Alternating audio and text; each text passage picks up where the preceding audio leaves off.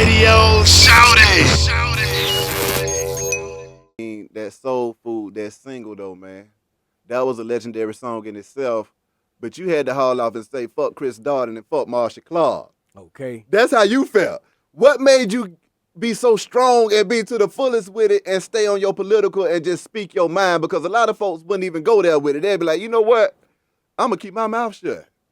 You know what it was, to be honest with you? We recorded that album in Bosstown, which is now known as Stankonia, Outcast Studio. So we was in Bosstown at the time, and that was all that was on the TV screen. Mm-hmm. You know, you remember the O.J. Simpson trial was just like the biggest thing going on. Yeah. Every time you cut on the TV, that's all that was on there.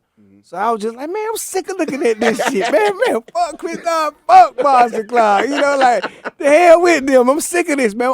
O.J. Simpson, that was my hero growing up, man. Yeah. Come on, them Hearst commercial, man, running through the airport, jumping over everything up in the juice. I love the juice, man. When he played for Buffalo, come on, man. O.J. Simpson was the truth. A lot of these young kids, y'all don't know nothing about it, but you got YouTube. Pull it up. Exactly. You know what I mean? Pull it up. Now you can see all that stuff, you know? Yeah. So, yeah, that man was the epitome. Yeah, he was the truth, man. How was it for Goodie Mob being so political, though? Because I done heard folks say that y'all got banned in certain situations with the music and stuff. How were y'all trying to overcome that stuff, and how did y'all feel facing that backlash when y'all were just only trying to tell y'all own truth? Well, we kind of appreciated it, man, because we felt like baby Public Enemy at the time, man. You know, we were taking the torch from them, and we were just gonna ride this thing out on a political, militant type of manner, man, because we wanted something to fight for. Yeah. You know, and that's what we were gonna fight for, our people. Mm-hmm. You know, we felt like, okay, if we take a stance like, let's fight for our people, let's stand up for positivity. Let's stand up for the brother, man. Let's stand up for young black males, you know what I'm saying, this police brutality, all that, it's been happening. It was happening then.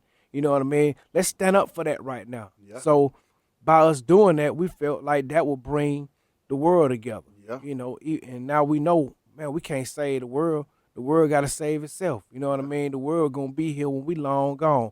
We tried, though. You know, we try to input it in our music, and people can listen to it for a lifetime, man. But see, what I will say during that time, because I was a youngster listening to that music, and you grew up wanting to be like Cash, you grew up wanting to be like the Goodie, but they were positive brothers from your neighborhood. You see what I'm saying? Yes, sir. And when I say that y'all put the SWATs and Campbellton Road and East Point and all that stuff on the map, I was from them areas too. Mm-hmm. So that was the first time that you hearing your street getting called out. You like, wait a minute, I live on Campbellton Road. We some stars on Campbellton Road. These folks went to my house. They went to Maze High too. I can be somebody. Yeah, you see what I'm saying? Yeah. So with that being said, it motivated a whole generation of folks to come up and do something with their lives versus just sitting back and saying, you know, I want to go pop a molly.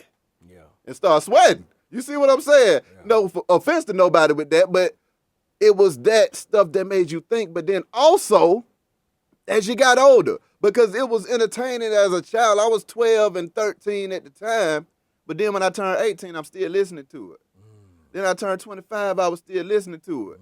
But my situations had changed. I wasn't nobody baby no more. I was a grown behind man trying to find a job. Yeah. My partners is dying. You see what I'm saying? Folks is going to jail for life at 18 because they want to murder folks. Folks done decided to hit the trap, and that's where they job career path is right now. Mm-hmm. So when I listened to that music then, I was like, oh, man, they was going through it back then, and it was helping me to be able to navigate what I was going through as a young man coming up all the way into being a grown man. Mm-hmm. And like Gibbs said, he said that y'all always made grown man music, even as youngsters. What was it that made y'all say, you know what, we're going to be grown with this. We ain't going to play around. We ain't going to do the booty shake. Man, it's funny, man. I mean, the only thing I can continue to keep doing, man, is giving it up, man, to the Lord, man, because we really didn't have true direction of that. Like, all the records that me and Cujo had recorded before then, they weren't really booty shake type music, but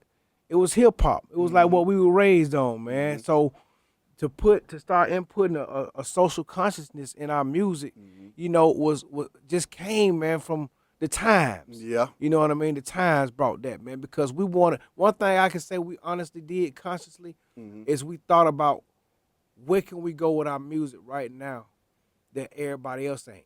Where can we go and do something that everybody else isn't doing? See, that's the difference between now and then. You know, then we want to do something that the next man wasn't doing. Now everybody want to do something that the next man is doing.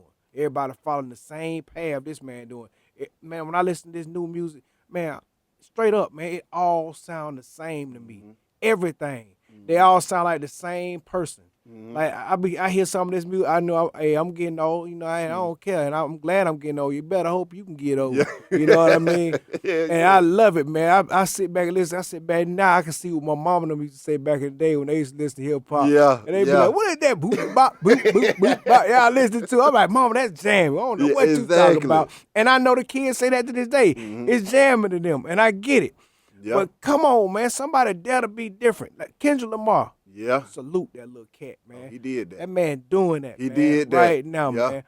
I love, the fact that he took a chance with his craft and wanted to dare to be different. And look at the result. He one of the only cats pushing units right now, for real. And he don't even play him on the radio like that.